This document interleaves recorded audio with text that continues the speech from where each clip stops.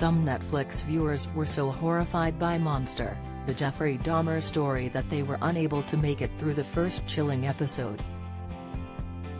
As well as following the gruesome story of the serial killer and cannibal, the drama shines a light on other characters that were dragged into Dahmer's warped world. The streaming site launched 10 episodes to show the victims' and families' stories and how it took so long to bring justice. Created by American Horror Stories' Ryan Murphy, the synopsis reads, across more than a decade, 17 teen boys and young men were murdered by convicted killer Jeffrey Dahmer. How did he evade arrest for so long? After being kicked out of college and then the army, Dahmer's dad and stepmom shipped him off to live with his grandma, Catherine Jemima Hughes. Catherine, played by Michael Learned, appeared to have her suspicions around her grandson, but never acted on them.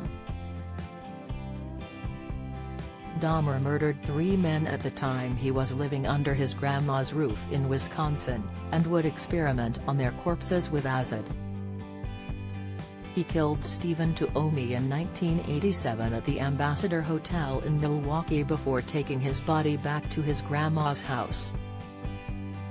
James Dockstader was also murdered in Catherine's house, and his body was left in the basement for a week before Dahmer dismembered him.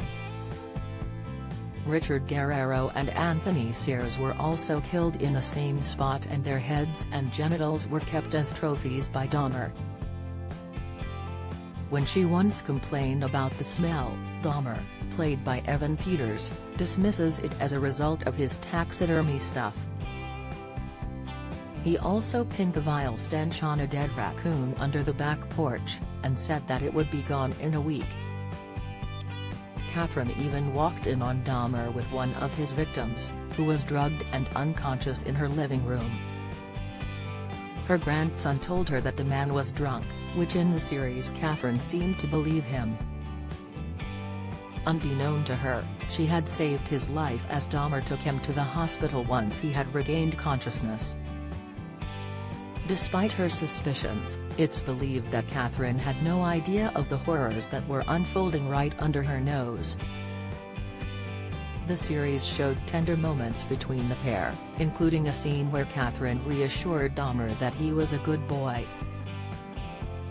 They were going through his dad Lionel's photos and achievements, which Catherine kept in a large wooden box. Dahmer appeared to be sad that he didn't have a good boy box or anything to be proud of from his time at school. Catherine sympathized with her grandson, showing the love that she had for him. Little did she know that he later used that box to store the head of one of his victims. Lionel told the Milwaukee Sentinel, "He'd be in a bar and get in trouble, and I'd have to go find him. This was probably very wrong to do, but I didn't have the wisdom to do anything differently, and we sent him to his grandmother's to live there." A new scene. They loved each other, and he'd help her with the chores. In September 1988, she asked Dahmer to move out because of his heavy drinking and her disapproval over his sexuality. 4 years later Catherine died aged 88, which sparked rumors that her bloodthirsty grandson had killed her. These theories were never proven, but the cause of her death remains unknown. Do you enjoy reading about celebrities? Sign up for all the best celeb news from the Mirror here.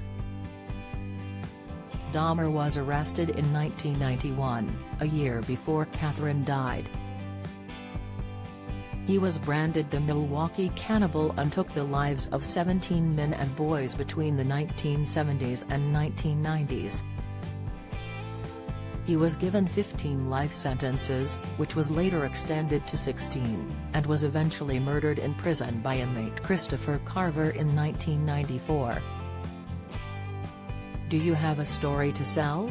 Get in touch with us at webcelebs@mirror.co.uk or call us direct 0207 29 33 033.